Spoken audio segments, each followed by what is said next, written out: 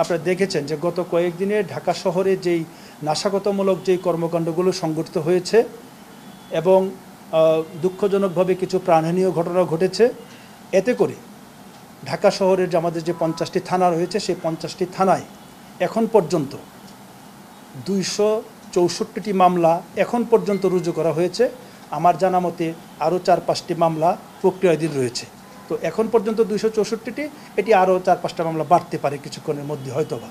আর এখন পর্যন্ত নাশকতাকারী হিসেবে আমরা এখন পর্যন্ত প্রায় 2850 প্লাস মাইনাস অল্প দুই একটা এদিক সেদিক হতে পারে, 2850 জনের মতো আমরা নাশকতাকারীকে গ্রেপ্তার করেছি এবং অসংখ্য আসামিকে আমরা কিন্তু রিমান্ডে এনেছি এবং তাদের কাছ থেকে আমরা গুরুত্বপূর্ণ তথ্য পেয়েছি।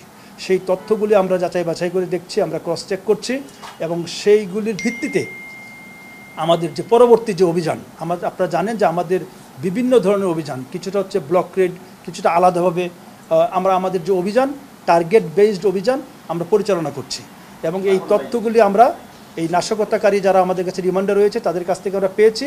আমাদের যে গোয়েন্দা সেখান থেকে আমরা কিছু তথ্য পাচ্ছি, সেই তথ্যগুলি আমরা বিচার বিশ্লেষণ করে আমাদের অভিযান আমরা পরিচালনা করেছি এবং এগুলি অব্যাহত থাকবে।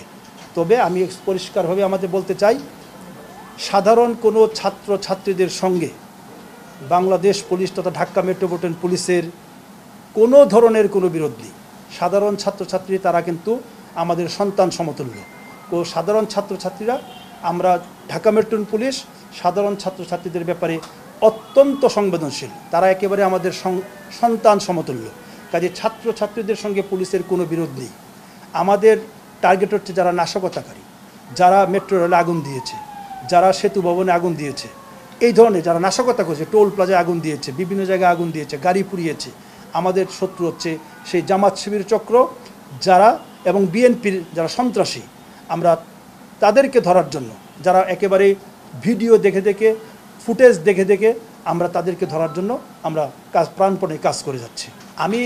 আমি বলবো যে প্রত্যেকটি ঘটনার পূর্বাপর বিচার করতে হবে, প্রত্যেকটি ঘটনার পূর্বাপর বিচার করতে হবে যে কোন প্রেক্ষাপটে আমাদের কোনো সদস্য যদি গুলি করে থাকে, কোন প্রেক্ষাপটে গুলি করেছে, সেগুলি আমাদের যখন পুলিশ কমিশনার স্যার এগুলি নিয়ে আলোচনা করবেন। কিন্তু আমি যেটি বলেছি, যেটি অফিসিয়াল মামলা হয়েছে, শুধুমাত্র তো হত্যা মামলা না, হত্যা মামলা ছাড়াও তো আরও অসংখ্য শত শত মামলা রুজু করা হয়েছে। প্রত্যেকটি মামলার সুষ্ঠু এবং নিরপেক্ষ তদন্ত নিশ্চিত করা হবে, যেন এই ধরনের কোনো প্রশ্ন না ওঠে যে পুলিশ মামলা নিয়ে পক্ষপাত করছে। এই ধরনের কোনো প্রশ্ন ওঠার কোনো সুযোগ নেই।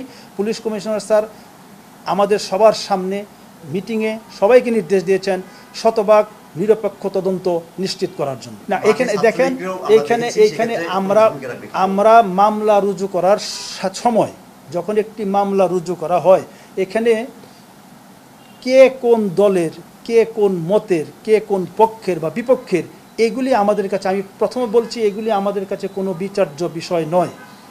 মামলা সাধারণ মানুষ যারা মামলা রুজু করেছে, আমি বলছি কিছু মামলা পুলিশ রুজু করেছে, কিছু মামলা যারা সাধারণ মানুষ রুজু করেছে। সংখ্যা আমি ঠিক এই মুহূর্তে মনে করতে পারছি না, 52টি মামলা হয়েছে হত্যা মামলা। তো এর মধ্যে কিছু মামলা পুলিশ করেছে, কিছু মামলা সাধারণ মানুষ করেছে।